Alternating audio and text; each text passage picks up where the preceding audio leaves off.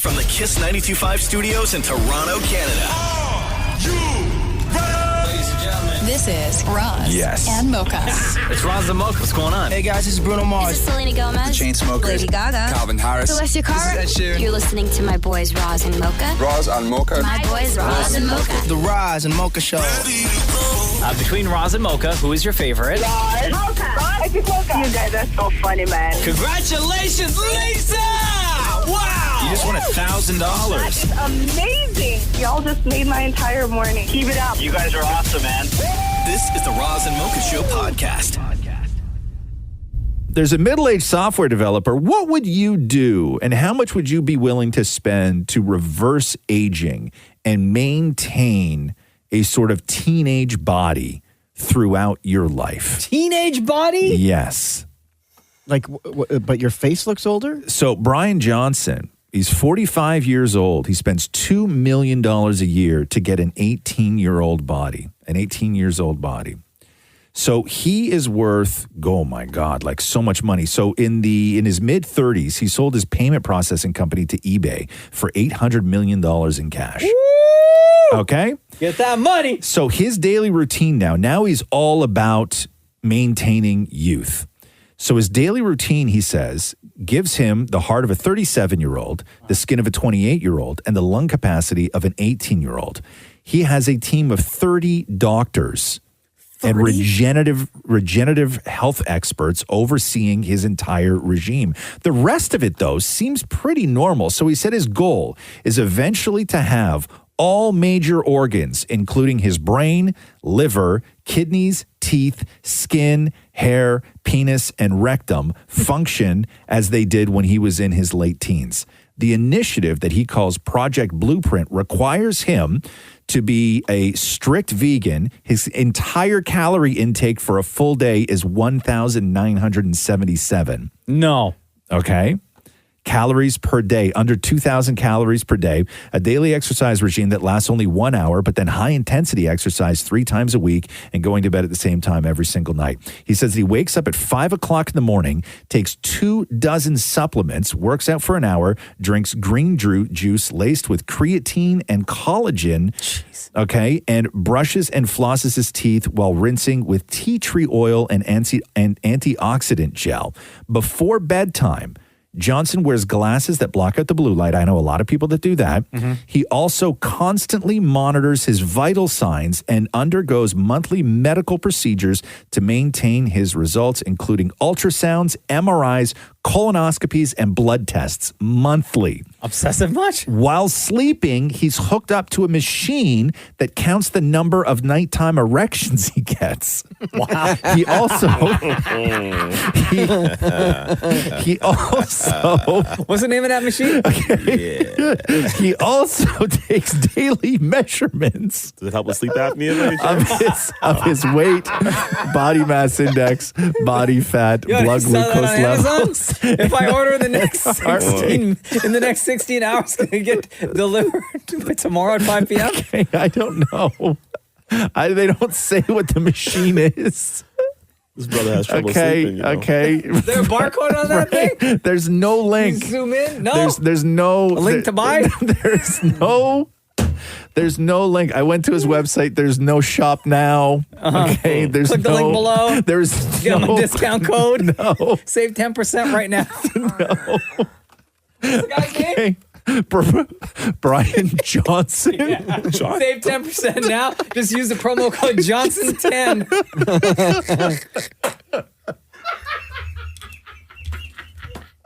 Okay, anyway, first of all, that is a lot of work to go through, man. $2 million. That's his whole life now, though, because he said that when he was a tech mogul, he was going through depression. He was overweight. He felt too stressed. He felt that his life was spiraling out of control. And then he's one of these guys that just made a ton of money, sold his company for $800 million, and decided, you know what I'm going to do? I'm going to reverse all the bad things that happened to me when I was stressing to become a millionaire. Also, monitor my nighttime erections with this machine. Use promo code Johnson10. Save 10% right now. The Roz and Mocha Show podcast. Vented Moments, a fan favorite. I'm going to need this.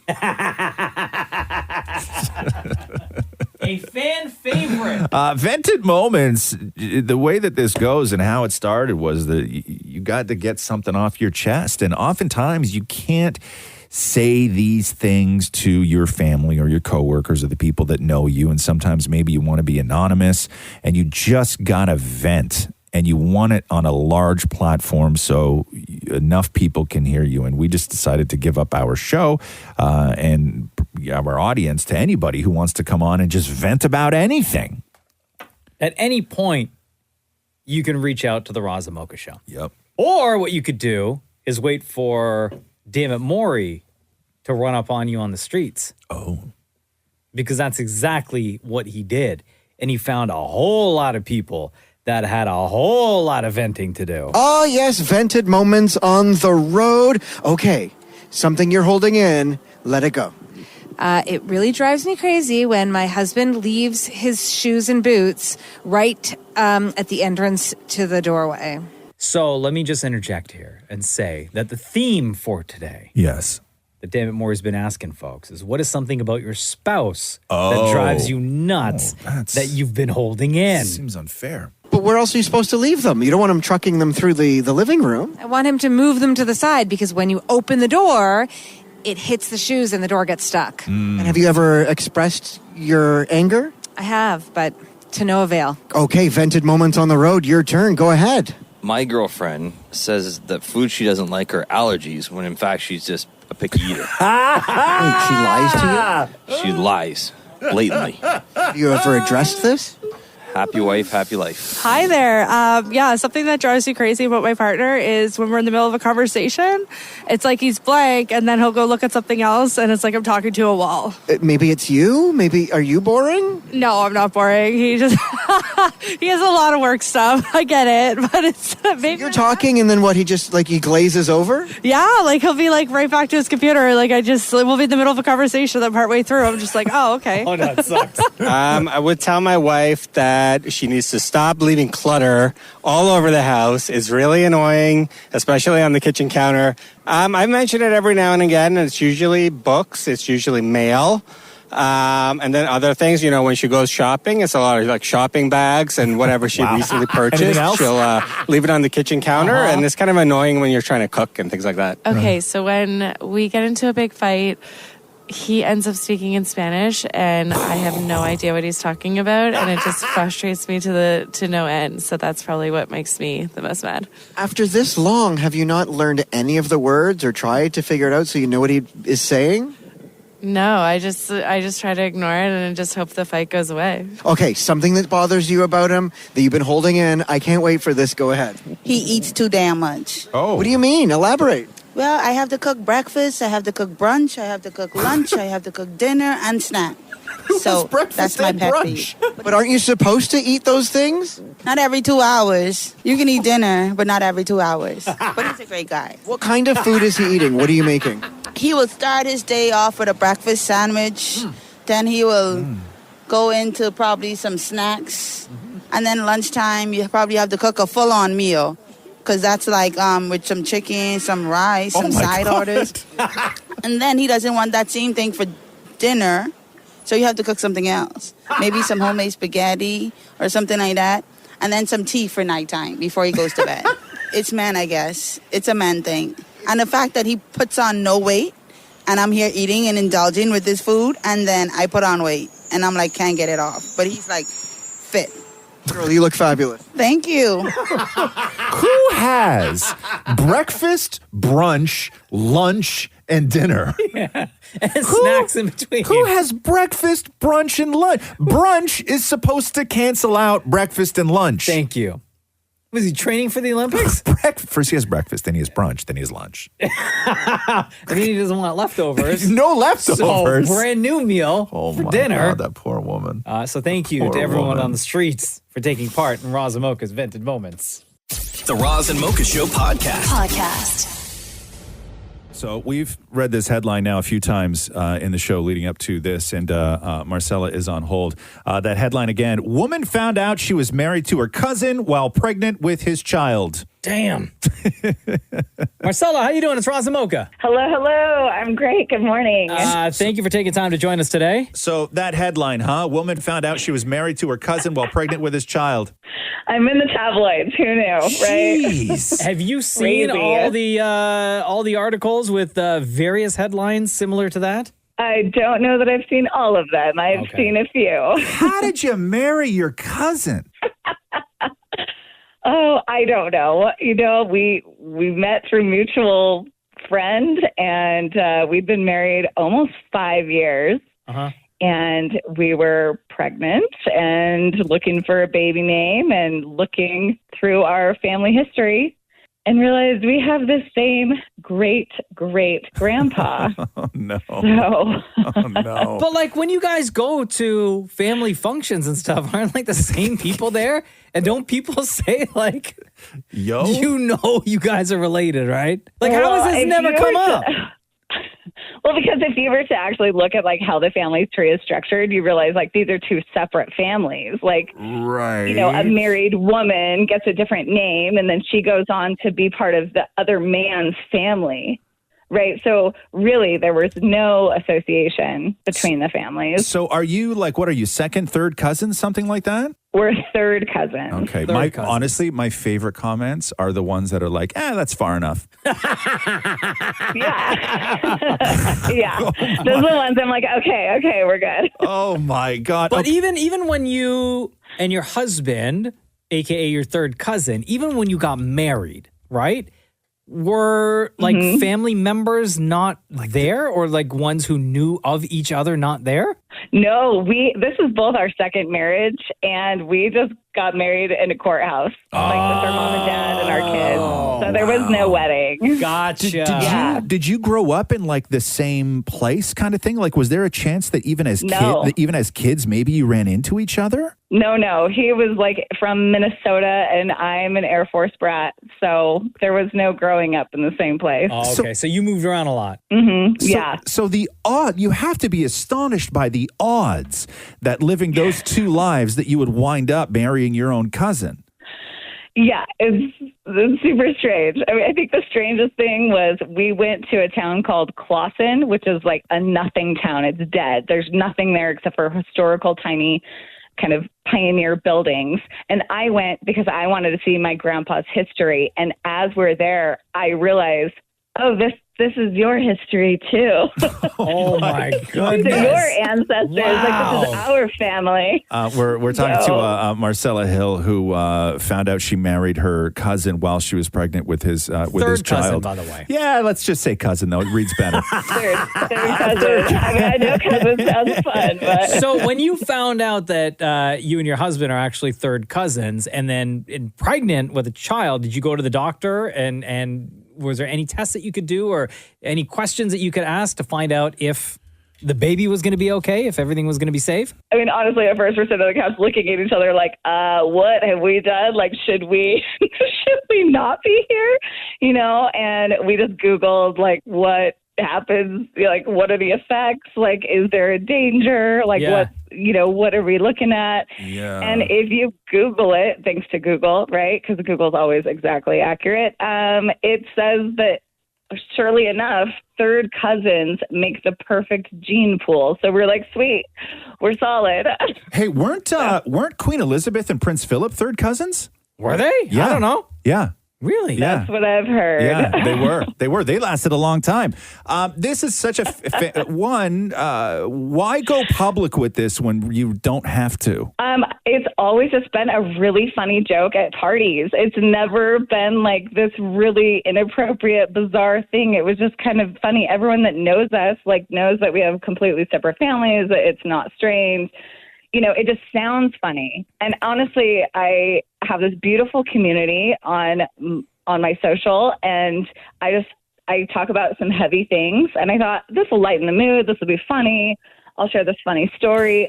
I honestly didn't think anything of it. And has anybody approached you guys to do any sort of television stuff or anything like that? Oh yeah, we've gotten. I'm inundated from like everyone across the world, from Germany to Wow. reality shows. What kind of ridiculous. reality show? Like what kind of reality TV? It's trashy. Are they going to like call you like loving cousins or kissing cousins or something like that? Like what kind of spin do they want to take with this? I think they were trying to figure out how many people have married their cousin, trying to do almost like, did you marry your cousin? And then do lots of features from different couples on, did they find out later, Right, I got the perfect name for that show on TLC. Yeah. What up, cuz?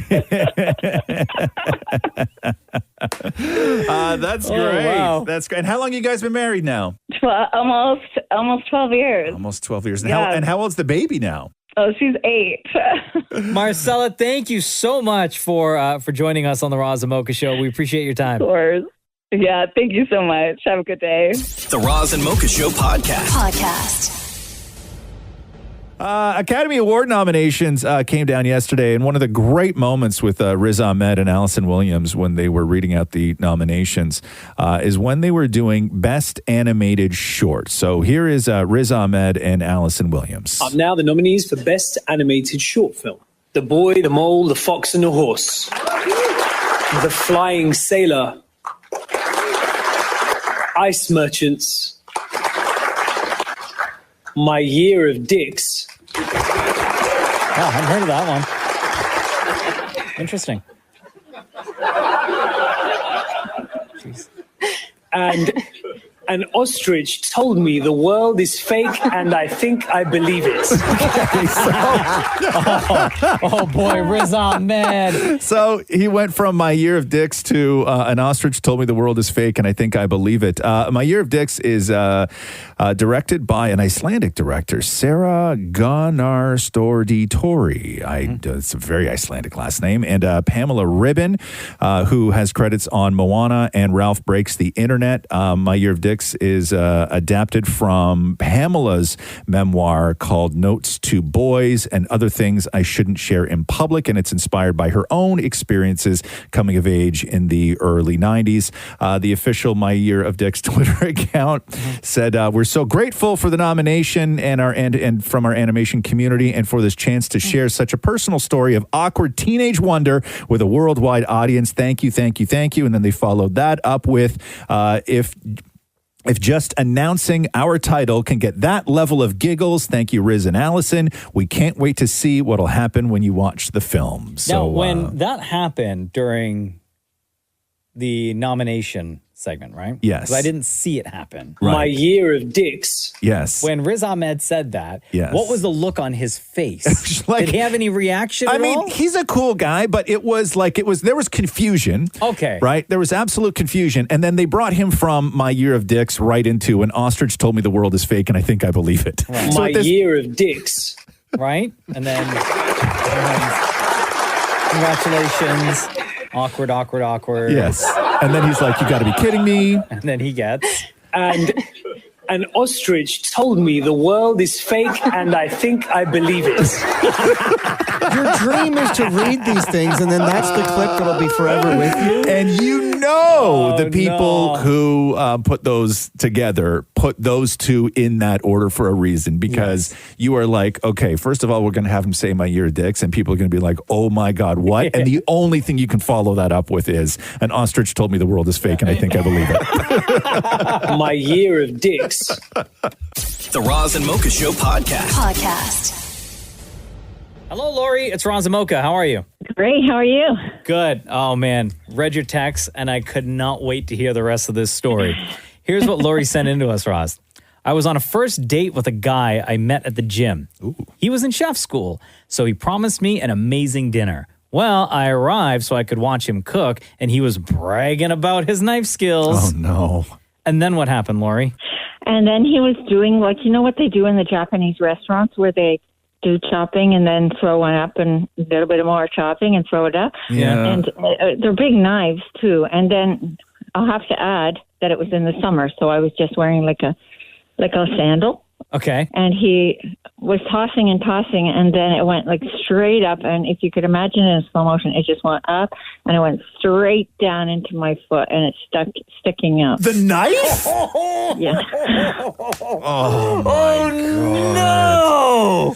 So there's a guy who's bragging that he's like this amazing chef is starting doing knife tricks in front of you, and one of the knives, he doesn't catch it and it hits your foot? Right down, and it didn't just hit and bounce off, like it stuck in.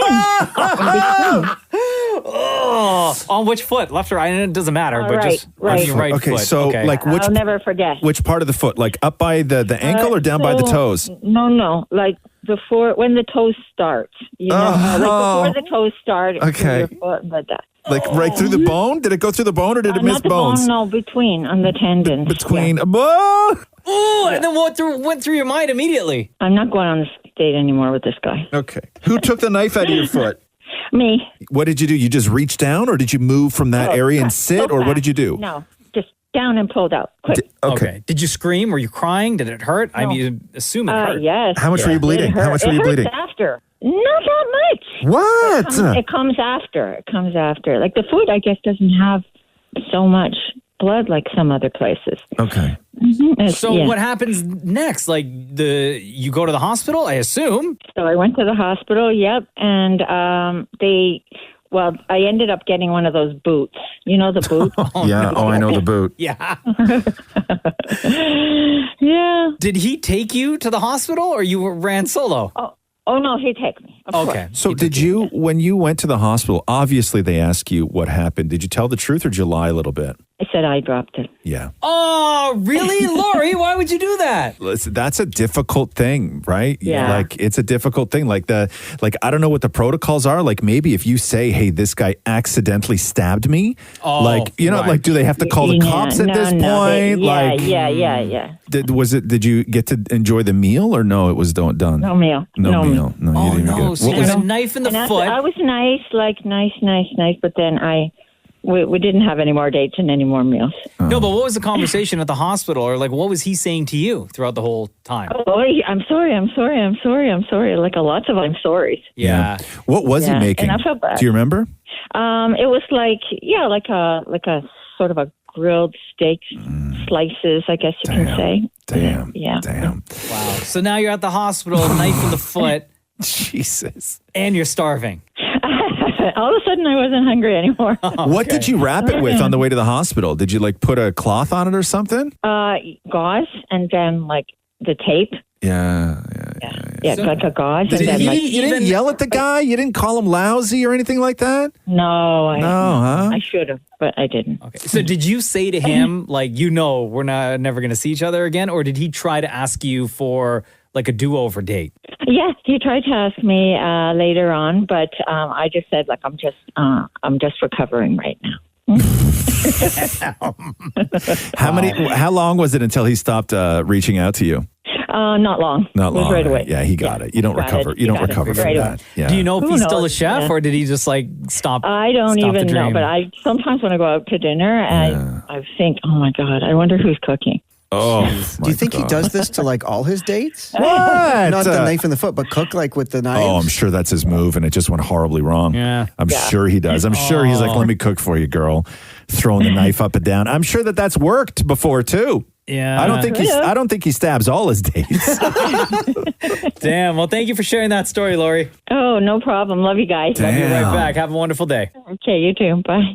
The Roz and Mocha Show podcast. Yeah, baby. Yeah, baby.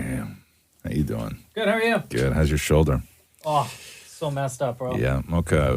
Was it your collarbone, right? Is that what it was? Like the attachment between your collarbone and like your shoulder bone or something like that? He was out BMXing with his son and went over a jump and hit a wall. Is that pretty much it? That's exactly that's exactly what happened. Yeah. And so you had a sling on for about a week. Yeah. And now no sling. No, I was at the fracture clinic yesterday. Yeah. And there's a part of my shoulder, the bone, that is permanently kind of sticking out now. And it's going to stay that. They told me it was going to stay that way forever. Yeah. I was like, is this part here, is it normal? And they're like, no. No. And I was like, can you like push it down? And they're like, no. Yep. It's just going to heal that way. Yeah. It'll be that way forever. Yeah. So whatever. Yeah. So I got to deal with it. Isn't that crazy? I'm not gonna lie. I'm in a lot of pain Are you? today. Yeah. Mhm. Are you on anything? No, I was taking like extra strength Tylenol for like 6-7 days, and I thought maybe today will be the day I don't need the Tylenol. Yeah. Oh man. Mistake. Yeah, my shoulder is really hurting today, guys. Can I give you a massage? Rough shape. No, you can't touch that. No. No. It's like it's just sore, reaching, like putting on my headphones today. I know everything. I have to lean to one side. Yeah. It's the worst. It's going to be that way for a while, too. I know. Yeah. I know. Yeah. They told me that recovery time, like I'm going to be able to start physio this week. Yeah. But they said recovery is anywhere from like 4 to 6 to maybe even 8 weeks. Hey, but physio's fun. No, physio's not fun. Like it's like a free massage. No, that's not physio. What? No, Oh. What are you physio's talking not about? fun at all. Because when I got hit by a car, I remember I had to go get a massage. Maura, you didn't get hit by a car. You weren't even hurt. You scammed insurance. You scammed insurance for a new jacket and a leg rub. You went to physio because you filed a claim and you needed a new jacket, so you had to go to physio to prove, quote unquote, that you were hurt. I was very bruised. I understand what Mocha's going through. Okay. I will say this, Mocha, if it makes you feel any better. Years ago when I broke my shoulder skateboarding, doing something stupid that I was too old to do, it was about 3 to 4 years before I could put a backpack on both shoulders. Years? Yeah. No. Yeah. Yeah, before I could put it back. not ready for that. Before I could wear like a heavy backpack with stuff in it on both shoulders. Oh my God. Really? Yeah. I mean, I could, but it would hurt within 15 And minutes. as he said, that was years ago when he was very old. Yeah. Shut up, Maury. Okay. Damn, man. I didn't say I was very old, jackass. I said I was too old to be skateboarding for the first time. You about to get hit by a car for real today. I know. Roz's I truck. hope to God you still have that physio number. You're gonna need it, Holmes. The Roz and Mocha Show podcast. Ever since Andrew Tate, you know that guy, the social media guy, douchebag, yeah, with the weirdo face. He's got a weird Isn't face. he in jail now? I think so. I thought he was out, and then I guess he's still in the joint. I don't even know. But is he out, Shem? What's going on? No, he's still in not. Okay. So what happened? Was he trafficking? I don't know. I don't know. If he was, keep him in there. Yeah. He's like pro bro, right? Yeah. But ever since he sort of went away, there was this vacuum on social media where there's a lot of other guys sort of now stepping up to kind of fill that void. And, you know, what does it mean to be a man and the dynamics between women, and then a lot about money, because he was always going on about his cars and stuff like this, right? And so there's this vacuum where he's no longer, because he got kicked off social media and then he got thrown in jail, where there's a need for that content, I guess, from people. And so there's a bunch of guys out there now who are trying to sort of fill that void, right? The douche void? The douche void. Yes, right? And it's so insane. But this is something that went viral. And it's the clip of a guy talking about how you should feel ashamed if you're in your 20s and don't have a Lamborghini already. If you're a guy in your 20s and you don't have a Lamborghini, you should actually sit down and have like a serious discussion with yourself as to why you don't have a Lambo. Yep. Because I realize now that it's so incredibly easy and there's so much money out there, and 200 grand relative to what is out there in circulation and what you can grab, especially now with AI tools that you can leverage like never before, 200 grand is chump change.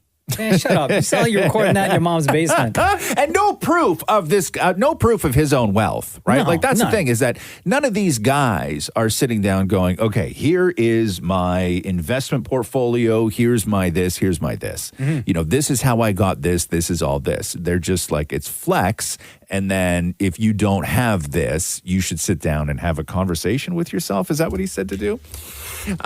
Anyway, Lambo in your 20s. First of all, I don't even want a Lambo. And still live at home with your parents because that's all you can afford? Believe me. Well, no, I don't think there's anybody living. I mean, maybe there is somebody living at home with their parents who also has a Lambo. But in order to get a Lambo, first of all, when I see young guys driving Lambos, I'm like, leased.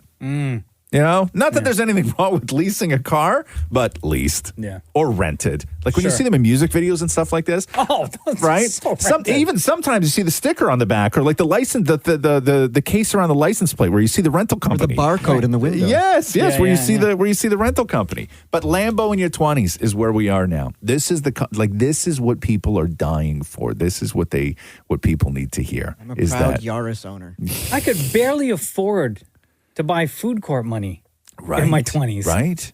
Yeah. And man, I'm not saying that there's not money out there to be made. Maybe these guys are. I have no idea. I'm not in that world where I can use AI to make money. First of all, when he says that there's so much money to be made with AI tools, what the hell does that mean? Yeah, teach me that. Right? Yes. Right. What Does is a AI used Lambo doing? count? Can you buy a used Lambo? The last time I saw I don't think somebody anything exists like that, Maury. The last time I saw somebody doing AI, it was just when people were turning themselves into comic book characters. Like I don't to say that there's money to be made off AI is so confusing to me. I guess that's why I'm old. I also guess that's why I didn't have a Lambo in my 20s. If you're a guy in your 20s and you don't have a Lamborghini, you should actually sit down and have like a serious discussion with yourself as to why you don't have a Lambo. Because I realize now that it's so incredibly easy and there's so much money out there, and 200 grand relative to what is out there in circulation and what you can grab, especially now with AI tools that you can leverage like never before, 200 grand is chump change. Well, please teach us, King Douche. Chump change. Teach us. Yeah. The Roz and Mocha Show podcast. Well, gang, we are less than a month away from Valentine's Day. Oh, yes. Coming in clutch to hook you up. IKEA is now offering a 3-course Valentine's Day dinner. Oh, tell me more. Locations right across Canada. $39.99. For two? For two. Oh, come on. Very now. affordable. Each ticket includes a starter, a main, dessert, and a mocktail. However, you can get an alcoholic beverage for an extra charge. Your starter, your main, you can get meatballs. They're famous meatballs, of course, right? With spiced potatoes served with fresh herbs. You could also get, on top of that, you get pea salad with turmeric sour cream sauce. Pea salad? Yeah. Never heard of such a thing. Sounds like a bowl of peas to me. Never had a pea salad before. You can also get, It doesn't even sound good. No, it doesn't sound good. Not at all. Right? But listen, guys, it's $39.99. What you want? Right? And that's for two. You can get, Come on now. plant balls. Okay, pea salad and plant balls? Plant balls with curry cauliflower, lime and coconut sauce, served with green beans, and red pepper salsa. You can also get, this is right up Tim Moore's alley, salmon. I love their salmon's amazing. Shut up, man. It's like boiled salmon with a cream sauce. Boiled salmon from IKEA. Boiled salmon. Please. I'd rather eat one of the dressers that they have on display. It's like boiled and then steamed. No. It's boiled and then steamed. That's so gross. You can't do. Yo, man, you about to poison Come on. someone. First of all, I think that you're wrong about that. I don't think somebody boiled something and then steamed something. No. Well, it's boiled and That then they is keep like- it in the steamer. Okay, that is like. Oh, Does the recipe call to remove anything good about what you're about to eat? First. Okay, what is step one here? Destroy the salmon. Okay, I can do that. How do I do that? Boil it and then steam it. I'd rather them steam a Malm dresser and give me a fork and knife and say good luck. But it's smothered in holiday sauce. Holiday sauce? Yeah. What the hell is holiday sauce? That creamy thing. You mean hollandaise? Yeah, that one. Plant balls and what was it? Curry cauliflower. And pea what? Lime and coconut sauce served with green beans salad. and red pepper salsa. And then salmon served with vegetable vermicelli. Yeah. Szechuan vegetables. Yeah. And sauteed sesame coriander sauce. All that underneath the fluorescent IKEA lights? Underneath? Yeah, they won't even dim the lights for me. No, you can't, right? Okay. Anyway, so that's what IKEA's got going on for Valentine's Day. Affordable date night is what they're calling My it. dad would go to this. 3-course meal for $39.99. That is a reasonable price, though. I will say that. Now, do you have to make reservations? Because I imagine You have to buy tickets in advance, yeah. Because here's what I fear, though, right? Is that it's going to be a huge success just because influencers want to go and do Valentine's Day there for the gram, right? Like that's. Oh my God. I don't think anybody's reasonably going to be bringing their sweetheart to IKEA for Valentine's Day. Damn it, Maury, guess what you're doing on Valentine's Day? You and Frank are going. You and Frank? You want Maury to spend Valentine's Day with his dad? No, because you said that Frank would so be into this. Because my dad loves IKEA, like the food. You want Maury to ditch his husband and spend Valentine's Day with his father I at think IKEA? my dad's with Donna. and record. That's not going to happen. That's Record not going to everything. happen. That's not going to happen. I think that. What if he went with Matthew? Will you surprise Do you have Matthew? Valentine's Day plans, Maury? No, Come on, absolutely not. They don't. No, absolutely not. Wow, Okay, that what is if like. what if you told I know, absolutely. I'm not going down that No, road. I know. No, I meant like we always just go with the flow. No, what about if you surprised Matthew and said that you're taking care of Valentine's Day dinner? Like you got everything all planned out and you're going to surprise him and then you blindfold him. Done. Yeah. Bring him to IKEA. All right. Buy these tickets before they sell out, man. I'm on it. I'm clicking. Okay. Oh, no. $9.99. Yeah, it's gonna be. How many times have you said that, eh, Maury? This is the Roz and Mocha Show podcast.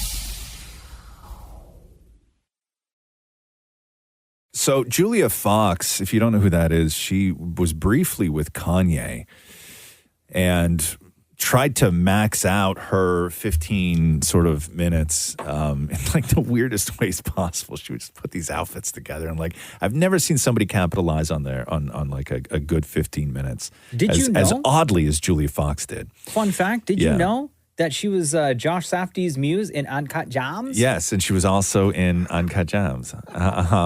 So like she's an actor, like she's talented, but it's just after the whole Kanye thing, it was just so wild. People know her now from the Skip the Dishes ads. Yeah, she's again like capitalizing on it. Like why not? But Uncut Yams. she went on TikTok, I guess it was, and gave an apartment tour, and her apartment is just like, I don't want to say underwhelming, right? But it's maybe the most normal looking apartment tour that any celebrity has ever given. First of all, her place is a mess, right? Like make your bed, girl. Like pick up the stuff off the floor. It's a tiny little New York apartment that she lives with her kid. It looks like the starting of like almost like you're going to have a hoarding problem in about a year. Yes, it is. It is a mess. But anyway, so here's Julia Fox, and then we'll discuss. Okay, I never thought in a million years that I would do this, but I do believe in maximum transparency.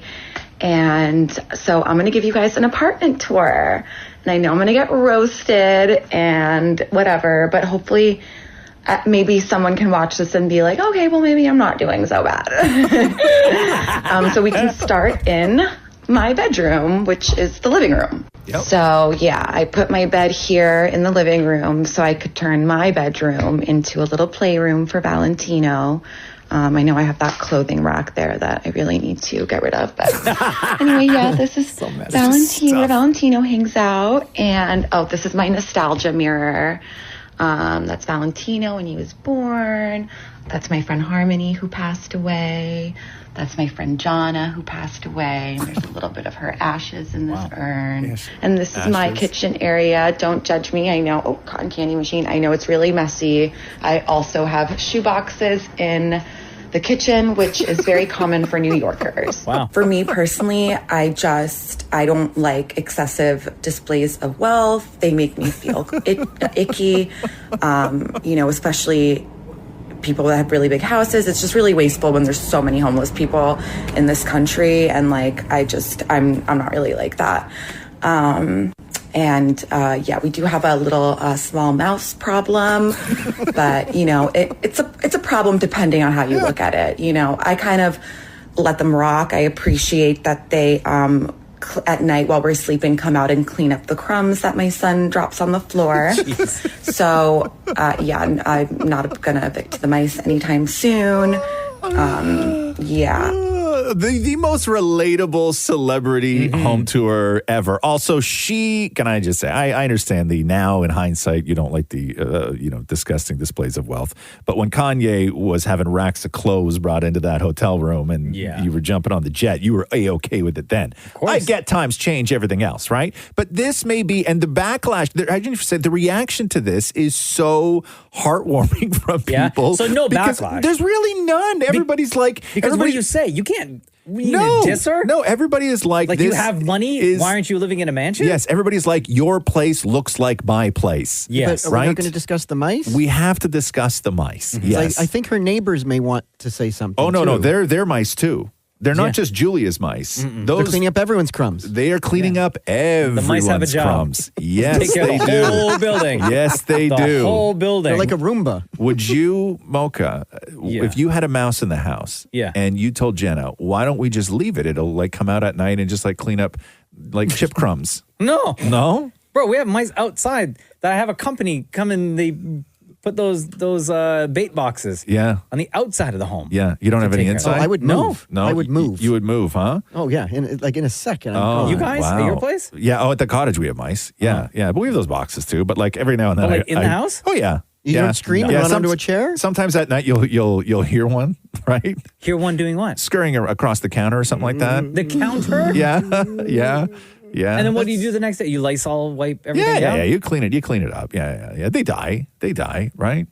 Yeah. They die. Catherine one time grabbed an oven mitt out of the drawer and flung it, like just pulled the oven mitt out of the drawer, and like some mice had its babies in the oven mitt, and all the babies like fell on the counter. And then what'd she do? Put them all back. Put them back in the oven mitt? Yeah. Night night babies? Yes. Yes. The Roz and Mocha Show Podcast. Oh boy, if you're a hockey fan, tomorrow is the day for you. Sportsnet got you covered. 23rd annual Scotiabank Hockey Day in Canada. If you're on the East Coast, it all kicks off at 11 a.m. On the West Coast, 8 a.m. But man, this is like I know hockey with breakfast. This is It's so great. Insane day. I wish they did this every Saturday. I wish hockey was all day Saturday. I know you got to compete with college football for a lot of the year and everything else, but I love the idea that like there's just like noon hockey is so great, or even like 11 a.m. or whatever it is. It's just awesome, and I love that they're doing this. I really do. Really do. So Sportsnet's got you covered for Hockey Day in Canada. They're going to be out in Owen Sound, and like a ton of games, like OHL games as well, games from a couple of teams in the Women's League, and then of course you have all 7 Canadian teams are going to be playing tomorrow. And in between all of that, they're going to be doing some specials and featuring some of the charitable things that the league and some of the players do. Also putting a focus on Owen Sound again, where Hockey Day in Canada is going to be taking place. David Morey caught up with Ivanka Osmak from Sportsnet. Love her, and she's taking part in the big day. Being a hockey fan, I mean, how could you not, right? All right, you got to tell me, what makes Hockey Day in Canada such a special event? Lanny McDonald's mustache and being with the community. It's a great time to celebrate hockey, celebrate being in a community and being out together. And man, after the past couple of years and not being able to go to Owen Sound and be together for Scotiabank Hockey Day in Canada, it's all about being together. Okay, so why couldn't the hockey player listen to music? Oh, God. Why? Because he broke a record. Oh, God. Have you ever heard that one? Good one. Okay. Of course, got to throw in some hockey jokes in there. So all seven Canadian teams are competing, are going to be playing tomorrow. You got Winnipeg and Ottawa. Leafs and Canadians are playing. Tampa Bay and Calgary Flames are playing. It's just going to be a stack day. And again, you got to be excited when you get to see all of the Canadian teams compete, right? Who do you cheer for on a day like this when all of the Canadian teams are playing? Are you allowed to have a favorite? You know what? I cheer for chaos. I cheer for lots of goals, lots of action, and just everything happening. Because how can all 7 Canadian teams are in action. Plus, you've got the ladies playing Team Adidas versus Team Scotiabank in PWHPA action. So I just cheer for chaos, goals, celebrations, penalties, just all of it mixed in. I think that's a beautiful combination. Now, I couldn't talk to you about Hockey Day in Canada without asking you this. Why do hockey players work in bakeries during the off-season? Oh, I give up. Well, they're great at icing the cakes. Oh, God. You've got all the Oh no. Ivanka Osmak from Sportsnet. She is not into any of your jokes. She's just trying to be polite. She sounds like the Joker. I cheer for chaos. You know what I mean? One other game I forgot to mention is the one, it's Edmonton and Vancouver on the West Coast. That's 10 p.m. Eastern is when that game kicks off on Sportsnet. Hockey Day in Canada is tomorrow on Sportsnet. Dammit Morey talking to Ivanka Osmak from Sportsnet. What do you think Hockey Day in Canada means to Owen Sound? Now, this is putting some real shine on the people and places within Owen Sound. I think it means a community being recognized, being celebrated. It's got such a rich history of hockey in general, with the Owen Sound attack and community rally to keep the junior team there back in 2000. And I think it's just about celebrating together. Again, the last couple of years, we know what's been going on. We had to cancel last year, and so we're back, and I just think it's everyone getting together and having a fun time. We all have a hockey story, a community story that we can share and celebrate in, and so that's why it's a perfect event to happen in Owen Sound this weekend. And it's important to ask, how do hockey players stay cool? The fans. Oh my! You broke the cardinal rule of jokes. You can't tell me the punch. You got to give me. You stole the punchline.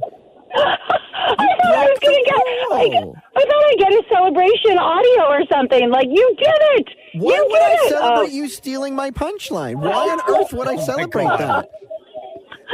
You know what? I think for once I thought, I know the answer before he does. Wow, that's like getting chastised for answering a question, right? I know. And you also, you do that all the time to people. All the time. Hockey Day in Canada takes place tomorrow on Sportsnet. That is Ivanka Osmak, who's going to be a big part of the day. 11 a.m. Eastern is when everything kicks off on Sportsnet. Before Dammit Morey, I have to get you to play probably the most important question that was asked to Ivanka Osmak from Sportsnet. Go ahead. So between Mocha and Shem, who do you think will win in a foot race? Ooh, Shem. Can I say it? Yeah.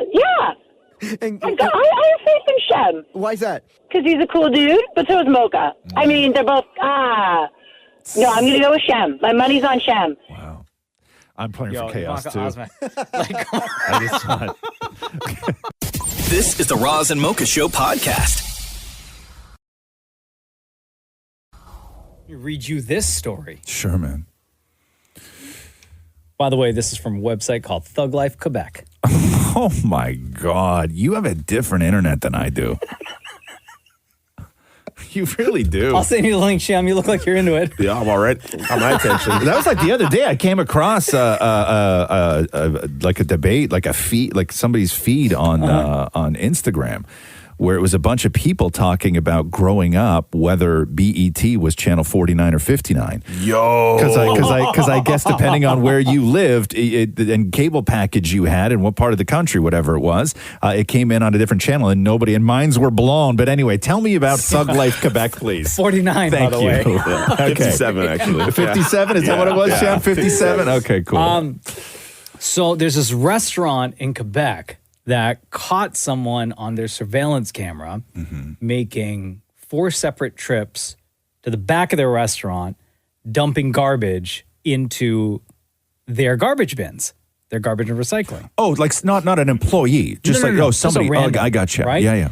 So what the owner did was go through the garbage and found the person who dumped all their garbage. because the woman who dumped the garbage, like in the recycling bags, she had like her Amazon packages. Right. Right. And on the front of the Amazon box, it's got your first and last name, your home address. Right. And she also had left papers in the garbage bins or in the garbage bags that had more of her personal information, including phone number. Right.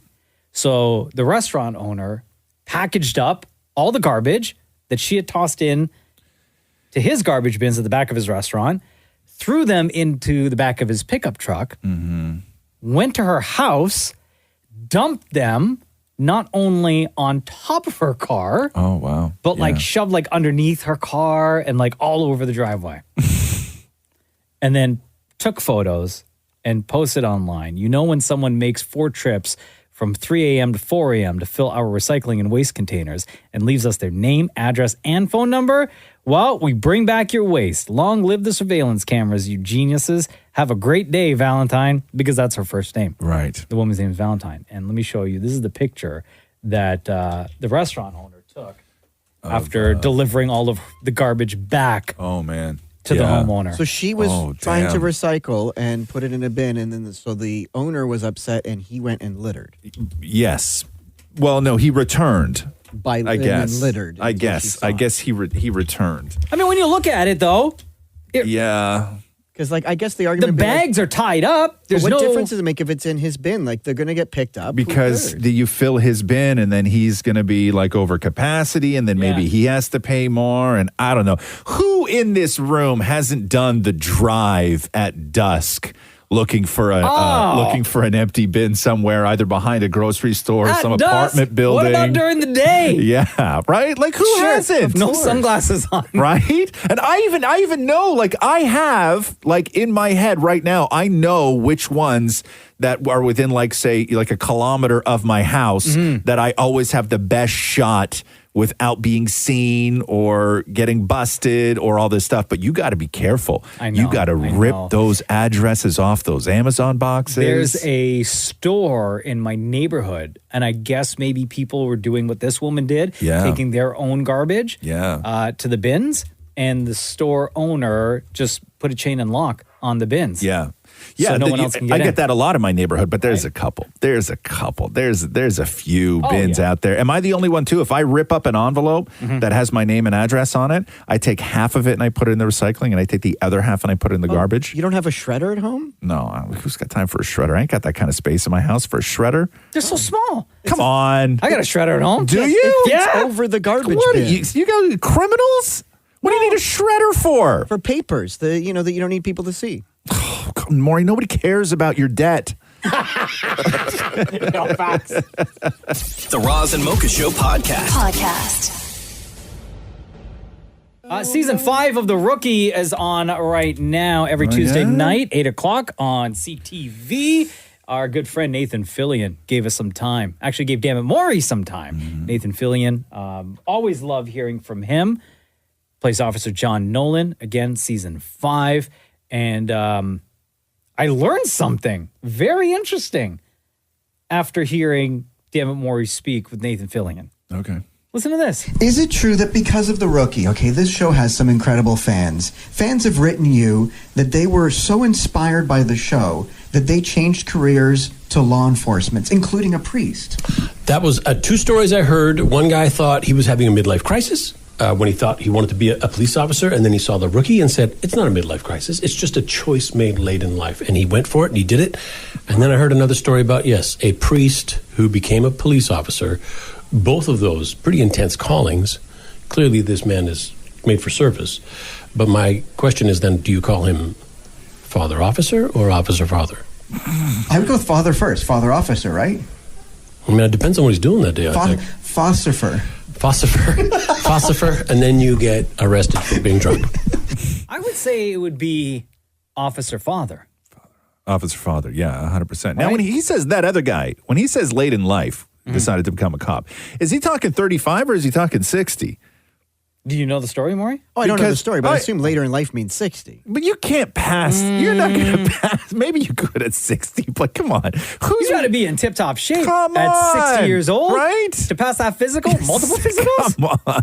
Well, there's different ilks of police, I guess. Maybe he's going to be in the office. David Morey talking to Nathan Fillion for season 5 of The Rookie, by the way. And everything's going great so far, right? Yeah. Nathan Fillion, good friend of the show. Yeah. Always gives Been us on time. tons right? of times. And then David Morey out here dissing the man. After season 1 of The Rookie, you went from long sleeves to short sleeves, okay? But at no point between season 2 and season 5 did you work out the arms and become swole. Whoa! You would think that if we get to see your arms, you would want to work them out more. Okay, first of all, ouch. Why aren't you jacked yet? Second, that is me jacked. That's about as jacked as I get. Really? That's the edge of jackness.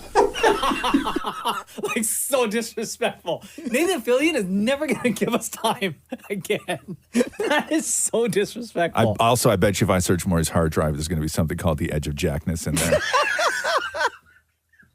Some movie in some folder called Christmas shopping list or something like that nobody's ever going to check. I got to change that now. Important work. Yeah, important work.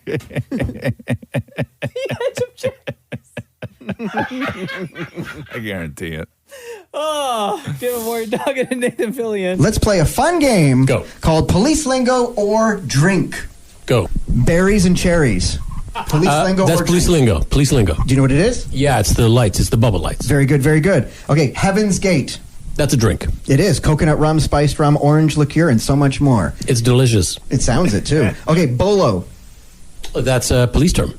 And what does it mean? I want a bolo. It's like an all-points bulletin. Be on the lookout. Wow. Okay, Duster Buster.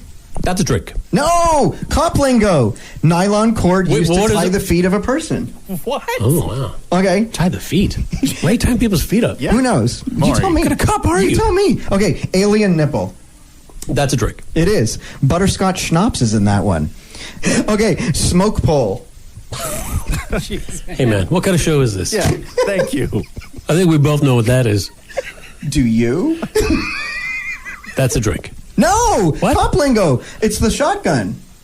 Man, that's insensitive. That's a weapon, sir, and should be dealt with respect and regarded to as such. Okay, last one for you. Slap your mama. That's a drink. It is, with orange juice and spiced rum. Oh, I'll toss in one more. Okay, here we go. Red ball. A red ball is a police lingo. Yes! Yeah. Do you know what it is? Oh, it's a high-profile crime. Oh, my God, how'd you know that? Oh, because I watched that Tom Cruise movie where they're looking at the future. Minority Report. Amazing. We got a red ball. Smoke pole. Jesus. It's in that folder, too. Come on. That secret folder. That is Nathan Fillion, season 5 of The Rookie. Airs Tuesday nights at 8 on CTV. This is the Roz and Mocha Show podcast. Did you see Shakira's ex?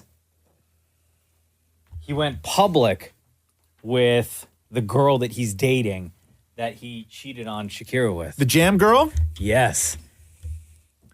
If you don't know the story, Shakira caught her man cheating when she was out of town simply because she went into the fridge and saw jam that was in there that was used that her kids don't eat jam, her husband does not eat jam. Right. And she wasn't home, so who the hell ate the jam? Right. And it was this guy's side piece.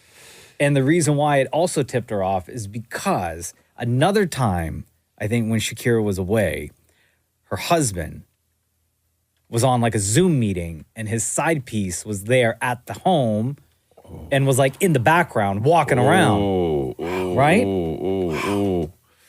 And then this jam story. But now the guy, the ex, went public with this girl. So the two of them are together. Yeah. And then like in a song, because Shakira... she wrote about it too, right? Yeah. She said... Because she had like some real like mother-in-law drama as well. Yes. And she says in this song, I wish you good luck with my supposed replacement. I don't even know what happened to you. Damn. You were so strange that I can't even distinguish you. I'm worth 2 of 22. Yeah. Because at the time the girl was 20, the side piece is 22 years old. Yeah. She said, you traded a Ferrari for a Twingo. You traded a Rolex for a Casio. Oh, yeah, bars. Poor Casio. You know what I mean? Why you drag Casio into this all of a Casio's sudden? like, yo, we got G-Shock. Come on, man. G-Shock is cool. Oh, man. I went through a real G-Shock phase at Did one point you? in my life. Yeah. Like 6 of them. Yeah, no, it's a wild story when people go so public with, because you're not used to it. Like this kind of stuff, right? Like these kinds of details are always like sources say, sources close to the couple, insiders. But it's weird when it comes out so publicly from the individuals, like in a song, like. Or like even the savagery, like we're gonna play this new Miley Cyrus Flower song in a second. Yeah. But like the story was that Miley like announced the album or the song, I can't remember which one of the two, it was recently, on her ex's birthday, Liam Hemsworth, on his birthday. Yeah. And then the song was supposed to be like about him because at one point he dedicated the Bruno Mars song If I Was Your Man to her. And when you listen to Flowers by Miley Cyrus, it's basically a response to... Oh, is that the connection? Yes. Okay. It's like, it's all connected in some way. I got because it. a lot of people are like, why does Flowers by Miley Cyrus sound so familiar? Yeah. It's because it's like, supposedly, Miley hasn't said this, what people are saying, and it makes sense, is that it's a response to the song lyrics of When I Was Your Man by Bruno Mars.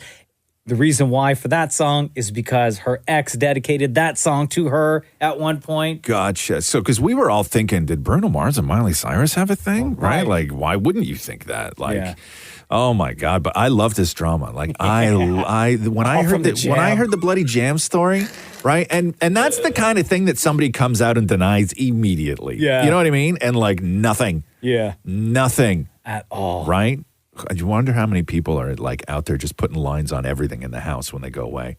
Yeah. You know what I mean? Seeing if it was moved. Yes. Yeah, right? Which bitch you had in my house? The Roz and Mocha Show podcast. Eddie Murphy was on Jimmy Kimmel last night promoting his Netflix movie, You People, which I cannot wait When's for. that come out? Tomorrow. Oh, nice.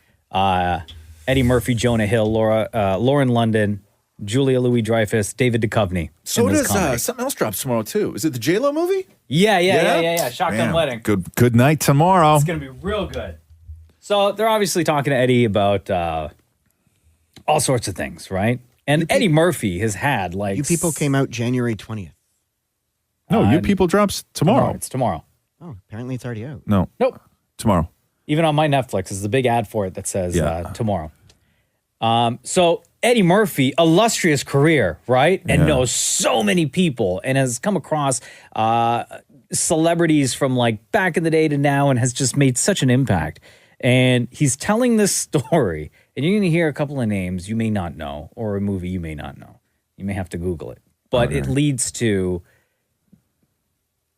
an interaction he had at this person's house with Michael Jackson, who at the time when this happened, Eddie Murphy was still on SNL, and he was one of his characters. He was impersonating Michael Jackson, and he does the voice and everything. So I'm going to play this for you first, because then they start talking about a time when Eddie Murphy gets invited to Michael Jackson's house. Okay.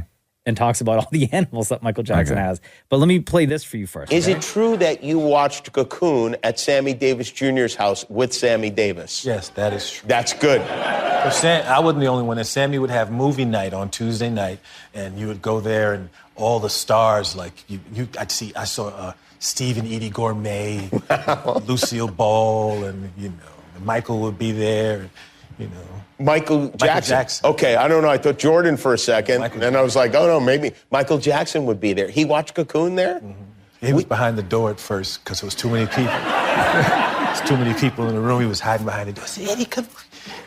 And I went behind the door, and then we would stand behind the door, and I was like, what the yo? There's so many people in there. Like his impression, it's just bang on.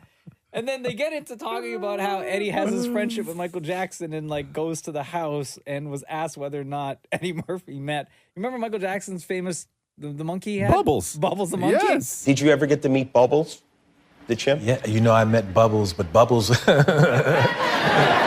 had Bubbles and Michael had like a real zoo at his house. And with a big zoo with giraffes and, I mean, he had a facility, a thing that was so big that giraffes was walking around and like, ugh. It was huge. And Bubbles had gotten too old. Bubbles was in the cage, like tripping, like, ah! And Mike was like, don't go near the cage. And we had dinner, though. They brought the trainer, brought the chimps in, and they were running around while we were eating dinner and running under the table. It was surreal. So Bubbles wasn't the only chimp. There are other chimps that didn't become famous as Bubbles. Yeah. Like, it's just like the way he paints a picture. Like, you're at Michael Jackson's house, and like the So many animals people are have just those like stories, dude. running around freely. So many people have those stories. But I am looking forward to this movie, You People, with Eddie Murphy. That drops on Netflix tomorrow. The Roz and Mocha Show podcast. Oh, yeah. We got to give a shout out to a Roz and Mocha super fan. Who's that?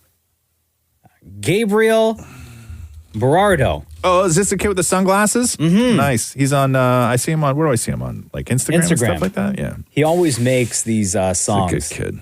And he includes Roz and Mocha and Kiss in the songs. Mm-hmm.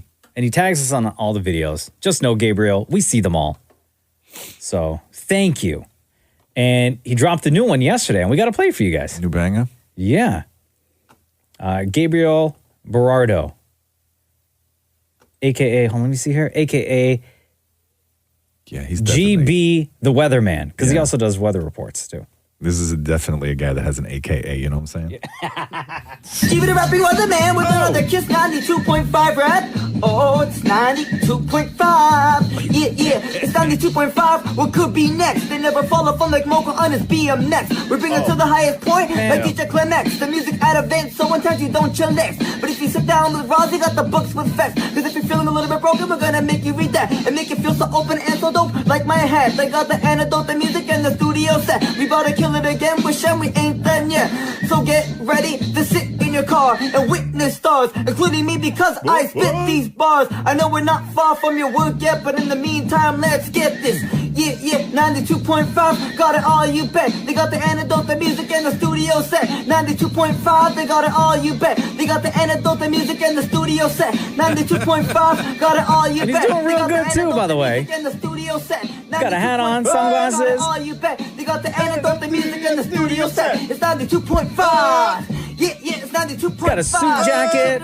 He's wearing a tie in the video. Oh, man, no, he does it up. He's got right? that, like, He's got the gold chain on. He's got lighting. Yeah, right? Right? Oh, My my. God, Gabriel. Like, this guy shows us so much love all the time in all of his videos. It's always nice to hear somebody who writes a song about the show that's not Caillou, you know what I'm saying? Right? Oh, now you're just wishing. Don't put that on. Now you're manifesting, as they say. Yeah. Caillou's going to come back with if another you banger. want to, you know what, people, nobody's written us a love song yet, though. We've had a lot of people write songs about this show, but has anybody done a love song? Like, has anybody written... Has Like a anybody slow written us? jam Yeah, for has us? anybody written us a slow jam or dedicated a slow jam to us? I think that may Yo, be the you need to stop assignment. giving Caillou some ideas. No, I don't want Caillou. I mean, anybody else but. If it's a snow day for you today and you're just sitting around at home wondering something to do, write us some songs. I'd love to hear a slow jam. I really would. Like even something, doesn't Like have to sexy? it could lean sexy or it can lean lovey. Okay. I don't know. We can either go like, it could be either. It could be both. But it can be either. But I'd love to hear a slow jam, like something real good. Well, you know there what I'm saying? is your assignment, ladies and gentlemen. Big up to Gabriel Berardo. Thank you very much for always tagging us in your videos. We do see them. Thank you for all of your hard work on the gram. Keep it up, dude. We appreciate you, bro. The Roz and Mocha Show podcast. I don't mean to be coming into the convo hot, but the group chat super lit with accusations of cheating today when it comes to Shem and Wordle. What? Yeah. What'd I do now? Today's Wordle. If you haven't done today's Wordle yet, I know some people start their day with it. Some people wait until midday. There are a select few people who wait until close to the end of the day to do Wordle. Today's was crazy. No spoilers. Accusation, like group, I had to put my phone on silent. It's crazy the amount of people accusing Shem of cheating. Who's in the group chat, by the way? Myself, you, Dammit, Maury, and Shem. Right. I know, and there's a lot of people in the group chat. Bro, so much. Wow. So, Dammit, Maury, I got mine in 6. Dammit, Maury in 5. You, Roz, in 6. Shem today. The king. In 3. There we go. With no yellow. With 0 yellow. Not one mistake. First line, he got the first, second, and last letter. Second line, first, second, last letter. And third line, his winning line, he got them all. Well, I guess really well. Uh-huh.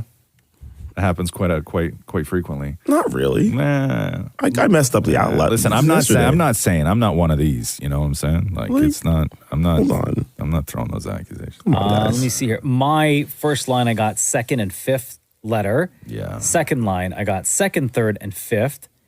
Third line, first, second, third, fifth, and it was that way for line 3, 4, and 5 before I figured it out in line 6. Yeah.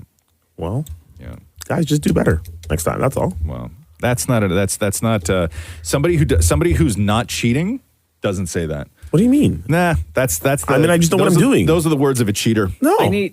Those are 100% the words of a cheater. I kind of think Maury cheated though too. Oh, I know Maury cheated. Like don't even. Like that's not even a If I was question. going to cheat, why would I get it in 5? Yeah. You cheat because just you- like looking at the pattern. Because if you got it in 3, we would know you cheated, but you decided Now, to do it okay, in 5. So I cheated yesterday, but not today.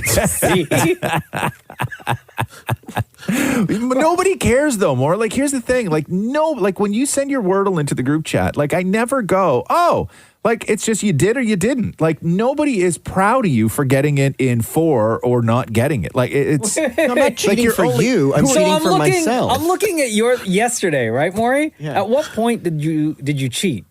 Oh. Like right from the very beginning, and I then you just made didn't- it seem like you tried to figure it out? Once I got to like line 4, then I went to Google and was like, 5-letter words that start with blah, blah, blah. And But you didn't even know the start because I'm looking at your Wordle from yesterday. Oh, it's the middle ones. 5-letter word, middle, like you can Google anything. 5-letter word, middle letters. But why don't you just Google the BECE. answer? You can, I don't think at that hour it's available yet. Because you had, so your first line was legit yesterday, right? Yeah, I always start with the same. Penis. Yeah. So you got the letter N in yesterday's word, but it was in the wrong position. And then lines 2 and 3, you had the correct order of letters. Yeah. Right? So you had 3 there. Yeah. Line 4, you got second, third, fourth, and fifth letter correct. Then I So you were just missing one letter. You couldn't figure it out from You were only missing the first letter of the word, and you had all 4 letters after that, and they were all correct. I know. I just needed a little push. And then you cheated? Yes. Oh, you have no faith in yourself, huh? I've never met anyone who has less faith in themselves. That is the craziest thing. Right? Like, I understand you're completely stumped and you can't get it and it's going to ruin your day. And maybe then you go ahead and start Googling things. But who cheats at Wordle when they're only missing one letter like who cheats at The that very point? first letter. That's all you're missing, man. Who cheats at that point? You can even hit the available letters like without hitting enter, right? Yeah. Just to see if it makes sense. Yes. And sound it out in your head. Hey, but at least I'm admitting for the fact that I cheated yesterday. I can help you next time if you want more. What, on how to cheat? No, it's you too. The Roz and Mocha Show podcast. Roz and Mocha's Fix My Life. What advice can you guys give me? Okay, so my question is, Got a problem you can't fix? Roz and Mocha got you. Hello, Will. How are you? It's Roz and Mocha. Good, how are you guys? Good, buddy. What's going on? Why are you reaching out to us? So my life is kind of going through a big change next week, and I'm a little lost, and I just wanted your guys' advice. So you wrote us this, hey, Roz and Mocha, fix my life. My mom and I are moving to New Brunswick in just over 2 weeks. I'm feeling a little lost in life, and I'm not sure what to do with myself once my mom and I are out there. I guess some advice would be greatly appreciated about this new change in my life. How old are you? I'm 24. Okay. Why are you moving? Why am I moving? Yeah. I love my mom, and I don't want her to go out there alone. We don't know anybody out there. And I've been living on my own for about 3 years now, and, like, things are getting just mad expensive. I'm living on my own, like, single income. I have my cat. And I'm just not, like, happy with my life right now, so I really need to change. Mm-hmm. And I just don't know, like, what to do with my life. Why is your mom moving out? So she just really wants to she needs a fresh start too. And she kind of wants to have a change of pace in life. She's a first time homeowner now. She doesn't have any mortgage anymore. And it's just like, a new change of pace for us. We've always lived in Ontario, and we kind of want to do a new change, and mainly for her to help her work on retirement a bit more. It'll be a bit easier for her out there. Mm-hmm. And I'm not about to, like, let her move out there alone. Gotcha. So it's just you and your mom. Yeah, me and mom. Okay. No siblings? I have an older brother, but he is too settled here and a bit too stubborn, so he won't. Okay, you know that you could let your mom move out there alone. Yeah, 100%. But, Okay. like, I don't want her to. Okay, but you could. I'm the favorite child, so I gotta. I know. Has she but said to you, law. like, I'm good, like, I can move out to New Brunswick and you could stay here? Honestly, like, she didn't, like, I didn't want her to, because, like, she can be a bit anxious about certain things, like I'm just too worried about her going out there alone, like, with the weather and stuff, and I want to be out there with her to help her, because I already do help her now with stuff. You have to live your life too, though, right? You know that. No, 100%. It's not like Okay. I'm there at her beckoning call or anything. No, I know, but you will. But you will be. Right now, you don't live No, with her. 100%. Right now, you don't live with her. Yeah. You know, So and when you guys move out to New Brunswick, you're moving in with your mom, or are you each getting a Oh, separate yeah, place? happily. Like, I have no problem living with her. Okay, yeah. Living with her, I have zero problem with. Just because right now I've just been paying, like, $1,800 just to live. And, like, things are just getting mad expensive, and I'm just not happy with my job right now, or, like, just how much I'm paying to live. I am all for new adventures. I think that you can look Yeah. at. I think that you can look at this a different way. I don't think that you need to look at this as this is now your life. I think that you need to frame this as this is just a new adventure, and it's not forever. for sure. It's not forever. It's not permanent. But I think that the one thing that you have to just make sure that you are not putting yourself in a position to be is your mother's sort of chief. Everything. So you are taking care of her. You're the one that's responsible for her sort of like emotional well-being, the one's responsible for all the heavy lifting that needs to happen. Like you don't want to go out there and become a caretaker at 24, right? Like, No, 100%. And I've already done that. Like, I work social services for kids with special needs. So I've already been the caretaker. yeah. And I agree. Like, it's going to be a new adventure, a new start for me. But you have to live your life. Like, you can't just go out there. I know you don't want your mom to move out there alone, and you don't want her to be alone, all this stuff, but you have to live your life. Like, you have to go out there with a plan on how you are going to live your life. Yeah, no, you're right. You have to go out there and you have to build boundaries with your mother that that you have a plan for yourself. Mm-hmm. Absolutely. Otherwise, you're going backwards, bro. True. Yeah. I'm just too worried about, like, I don't really have much of a plan right now because I'm just too worried about getting us out there because we have 3 animals to take care of. 'Cause Sure. we're driving. And, I just don't want you to get to a point of where you're going to resent your mom. Oh, I agree. I exactly hear what you're saying. I don't think I could ever resent my mom, but I know exactly. Live with her for a bit after living on your own for a bit, you know? Yeah, no, like, It'll I be know different. exactly what you guys mean. Don't worry. Yeah. Right now, the parent I'm resenting is dad, so she's good. All right, buddy. Okay. All right, Will, man. you're going to be fine, man. Enjoy New Brunswick. It's absolutely beautiful out there. Yeah, we visited in October, Thanksgiving long weekend. I actually read Roz's book out there in like 3 days. Oh, nice. That's amazing. Yeah, so it was great. All right, buddy. Yeah. Thank you so much, Will, for reaching out, man. We appreciate you. Thank you, guys. Roz and Mocha's Fix My Life. On Kiss. Hey, Mocha. Yeah. You ready? Uh-huh. Let's do the news. A Roz and Mocha Show and Kiss 92.5 News Break. Do you know who David Crosby is, Mocha? David Crosby. David Crosby. Actor? No, musician. passed away at 81, founding member of, he's like a 60s guy, like the Byrds, Crosby, Stills, Nash, and Young. Melissa Etheridge used him for his sperm for her kids. If you might remember that story. I don't know if you do. No idea. Are they friends? Yeah, they were great. They were great friends. David Crosby passed away. Here's a little bit of David Crosby. Beautiful voice. You tell me if you recognize any of this. It's been a long Nothing yet. time gone. Almost cut my hair. Wooden ships on the water, very free. Carry on and around the world. Nothing? See, Yeah. no. When he sings with other people, he sounds better. As a soloist. Beautiful harmonies. Yes, but as a solo artist, it's not really my thing. No, I didn't play this because I thought it was your thing. Oh, okay. I'm just playing because he's a legend. He sounds better when he's like with a group. All those 60s bands, man, with their harmonies.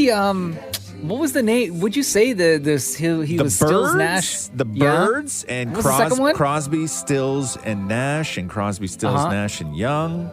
So when did they add Young? Oh, Neil Young joined, right? Oh, Neil Young. Yeah, okay. Neil Young. Yeah. Okay. Yeah, Couldn't name you yeah, a song. Yeah. No, it's. I know the name. Yeah, totally fine. Okay. Passed away Thursday after a long illness. His wife, Jan Dance, told Variety, said that it is with great sadness after a long illness that our beloved David Crosby has passed away. She goes on to say he was lovingly surrounded by his wife and soulmate, Jan, and son, Django. Look at that. They got a kid named Django. Although he is no longer here with us, his humanity and kind soul will continue to guide and inspire us. So R.I.P. David Crosby. This is the Roz and Mocha Show podcast. Big lawsuit, huge lawsuit in the music world. Okay. Massive lawsuit in the music world. Oh, Taylor Swift again? No. Katy Perry. No, the Black Eyed Peas are suing the pooping unicorns. So what? Yeah, okay. So there's a toy called Poopsie Slime Surprise, and it's a line of toys which are unicorns who poop slime. So here is a little bit of my humps from Black Eyed Peas, which we all know. I'ma get you drunk, get you love drunk off my hump, my hump, my hump, my hump, my hump, my hump. I only think of Will Ferrell when I hear this song. My lovely little I only think of lump. Will Check it Ferrell. out. Okay. Check it out. So now here is the commercial that was used for the Poopsie Slime Surprise pooping unicorns. What you gonna do with all that poop? All that poop? Yeah. Oh, God, yeah. Okay, rip off. Oh, yeah. Gotta get loopy off my poopy. My poop, my poop. That's my poop, my poop, my poop. Check it out. I drive my parents crazy. Okay? So Okay, yeah. Direct ripoff. Okay, but is that $10 million worth of a direct ripoff? Because that's what the Peas want. Yes. Yes? Because that My Hump song was a huge. Listen, Huge hit. that song was like number one for like weeks on weeks, was used, you know, in all sorts of like commercials, and that song broke records. So, yeah, there you I go. say It's, give the Peas their 10 mil. That is a $10 million lawsuit. And Jennifer Coolidge joined TikTok. Here's Jennifer's first ever video. Hi. This is my first TikTok, and I was trying to think of something cool to do, and I think I'm just going to do a poem that I like. Don't be fooled by the rocks that I got.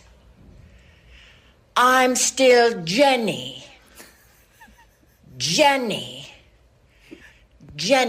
from the block. Somebody said that Nice, okay. Jennifer Coolidge always sounds like she's trying to tell you a secret in a really loud bar. Did you get Madonna tickets yesterday, Maureen? No, and then they added a second date. Dude, they did? Yeah, Sold out? the Monday. Dude, I'm telling you, man. I Tickets are on went, sale fully today. I went just to see, right? Because I know Maury was talking about it all morning, and I got home yesterday, and right at 10 o'clock, I just opened up my computer, and I went on Ticketmaster. And the first thing I found were two reasonably priced tickets that, like, they just disappeared instantly, right? But then I started refreshing to see what was available. And this isn't, keep in mind, this is not like a reseller. This is Ticketmaster. This is not StubHub. This is not, the bots got in and bought them all up and are now selling them for crazy prices. I went in looking for 2 tickets. There was nothing. Then I changed my preferences to single ticket. And I'm like, okay, what is available for single ticket?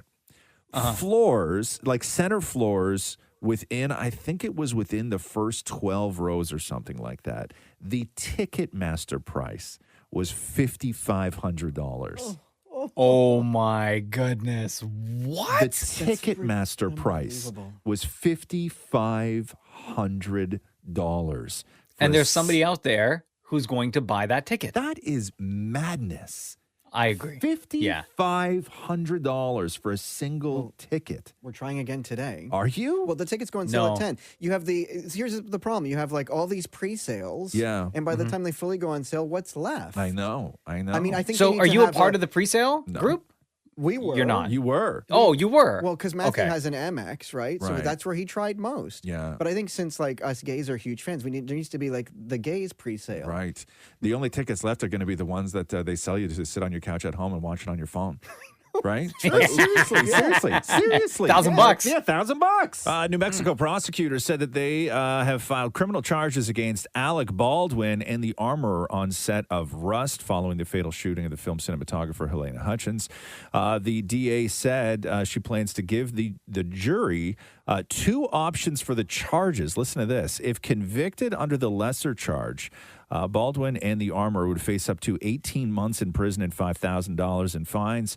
The DA attorney said that they will also ask the jurors to consider a harsher penalty, which carries a mandatory 5 years in prison because the alleged crime involved a gun. They said, quote, the evidence clearly shows a pattern of criminal disregard for safety on the set of Rust. In New Mexico, there is no room for film sets that don't take our state's commitment to gun safety and public safety seriously. And remember, Baldwin was one of the producers on the film. A lot of legal experts saying that this is just a gross overcharge and that it could end in just absolute disaster for the prosecutors who are trying to make an example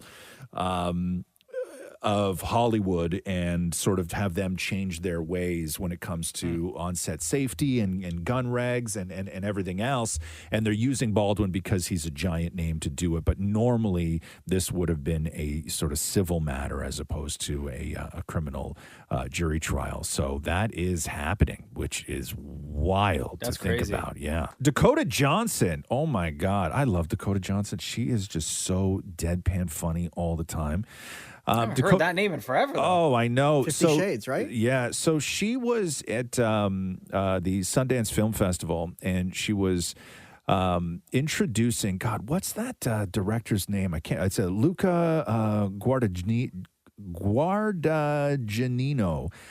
who did Call Me By Your Name, the Armie Hammer and Timothée Chalamet movie. Did you see that movie, Mocha? You didn't see that movie. Why would you watch that movie? I saw it. Yeah, and I know you did. It's gross. The whole I movie's didn't even know what gross. it's about. The whole movie's gross.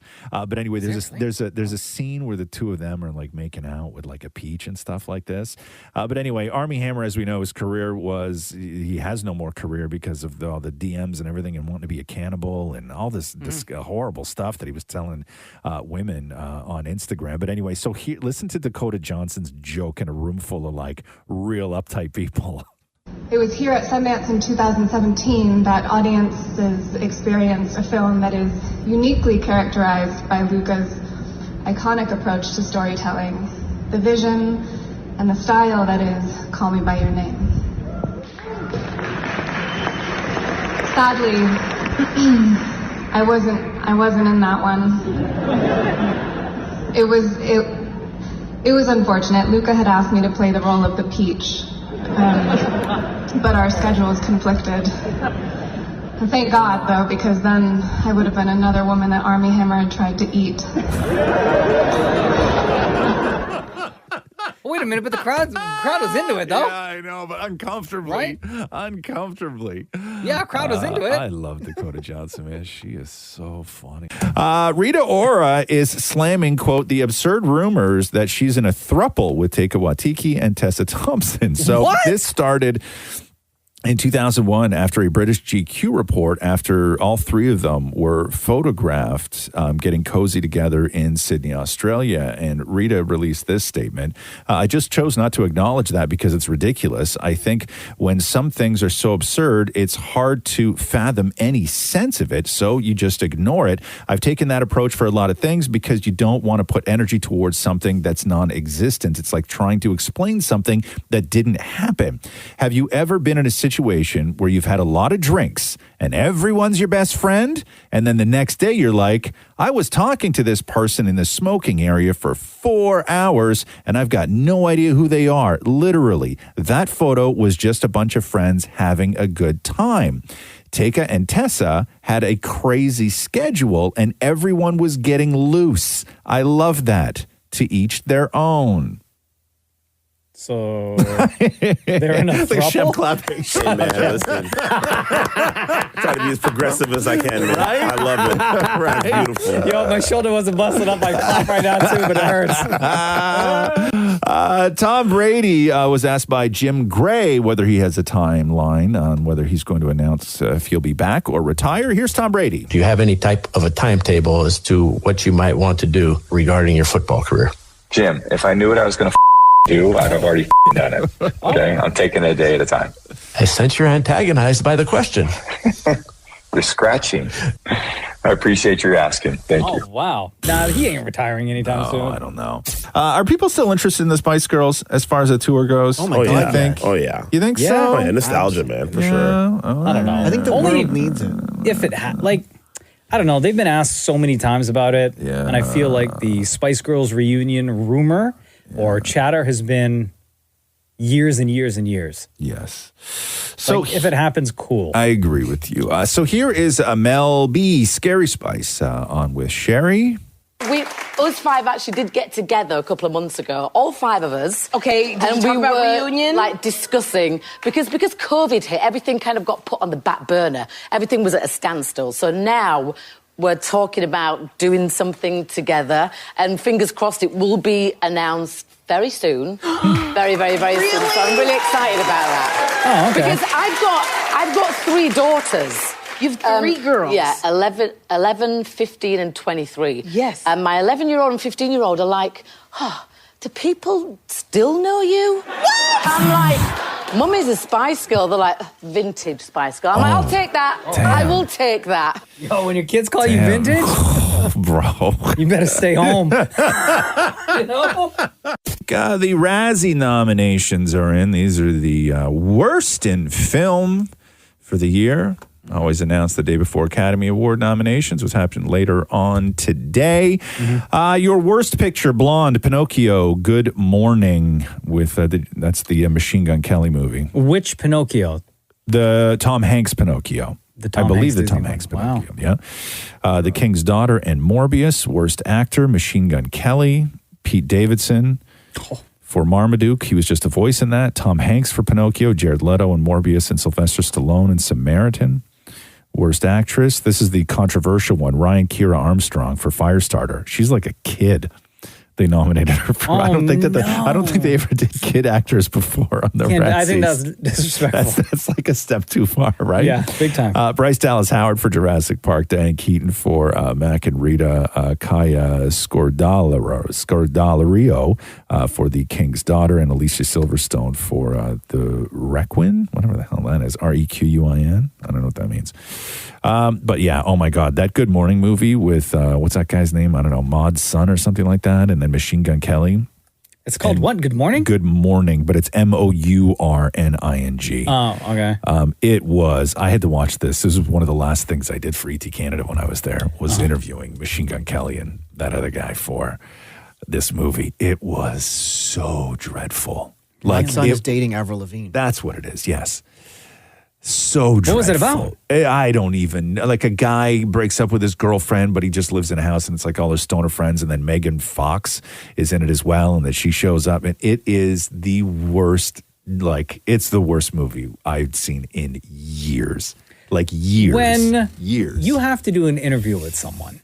Yeah. And you have X amount of minutes. Right. And you're supposed to be there, or that person is there to promote this movie. Sure. and you've watched the movie and it's terrible. Yes. And you have nothing good to say. How do you frame the questions that you're going to... For this, it was very easy because Megan Fox was in it, and at the time they had just gotten engaged. Right? So there was a lot. There was a lot to talk about. Sure. And then there's just all sorts of smoking weed in it, and like that, whatever. I mean, there's like a lot, but it was a terrible movie. Pamela Anderson in her new book, and also the docu-series, not sure which one it is, on Netflix coming later this week. One of the things she said is that in the 90s, when she was in her early 20s, she played Lisa the Tool Time Girl on Home Improvement, if you remember, with Tim Allen. She says that Tim Allen flashed her. She goes this, quote, "I walked out of my dressing room and Tim was in the hallway in his robe. He opened his robe and flashed me quickly, completely naked underneath. He said it was only fair because he had seen me naked. Now we're even, he said. I laughed uncomfortably." What? Tim Allen's rep says, "No, it never happened. I would never do such a thing." And then she also says that at some point, Sylvester Stallone wanted to pay her to be his girlfriend. She said, "He offered me a condo and a Porsche to be his number one girl." What? She goes on to say, he goes, "That's the best offer you're going to get, honey. You're in Hollywood now." Sylvester Stallone said that? And then Stallone's people have responded saying, the statement from Pamela Anderson attributed to my client is false and fabricated. Mr. Stallone confirms that he never made any portion of that statement. I don't know. You believe in Pam on this, or you believe in Tim Allen and Sylvester Stallone on this? Pam. 100%. I believe Pamela Anderson. 100. I believe even on the Tim Allen one. I believe him. Like, why would you make something like that up? Well, exactly, right? I like, believe it. With the kind of life that she lived, we all know her story. Please. Right? There is no question in my mind that Tim Allen flashed that woman. No question. In 1991 or whenever that was? Yeah. Please. She had just done like her first Playboy cover. Please. Come on, Buzz Lightyear. Can't be doing that, bro. No, you can't. Rebel Wilson is taking it on the chin from the LGBT community. So she was in Dubai at that big Beyonce concert for the opening of that hotel. And she was there with her girlfriend. And they were posting all these pictures from the hotel and on the balcony and at the show and everything else. Okay. And then fans started going in on her because of the very well-known anti-LGBT laws in Dubai. And so as the flooding of comments like, "Aren't you a member of the LGBTQ plus community?" Somebody else wrote, "Human rights, LGBTQ, unfollowing now. Oh, the privilege. What about other LGBT people?" Somebody else wrote, "I had friends who were homosexual in Dubai. They had to get a 2-bedroom apartment just in case the authorities knocked on the door." And Rebel Wilson's response to this was to post more pictures. No, really? Yeah. So I guess it's So all... she didn't actually say anything. No, she didn't. But I guess it's part of her deal because she took money to go there, right? Like they paid her and all these other celebrities and influencers. It doesn't make things better. But wait, to go to the Beyonce show to promote the hotel. Yes, yeah. She was one of the celebrities that Like in theory, that should showed, she have said that absolutely showed up. not? No, I mean realistically, I mean if you're gay, why would you want to go and promote something in Dubai? That's just me. I don't know. Did you anyone live your life? I have no idea. Go after any of the other celebrities? Don't know. I didn't see who anything. went? She's gay, right? So they went after her specifically because it's a slap in the face, is the way Sure. a lot of people took it. But I saw a few comments about Beyonce just taking that amount of money, $35 million or whatever it was, For a 1 hour and set. for a 1 hour set that wasn't supposed to be filmed, and like the whole thing was filmed and posted. It was a kind of crap set list though. But the set, like she went up in the air. Yeah, I and know. something. But it was the set list. She didn't play anything off of her The new album. The new album. Nothing. And there They wasn't just a lot want the of big hits.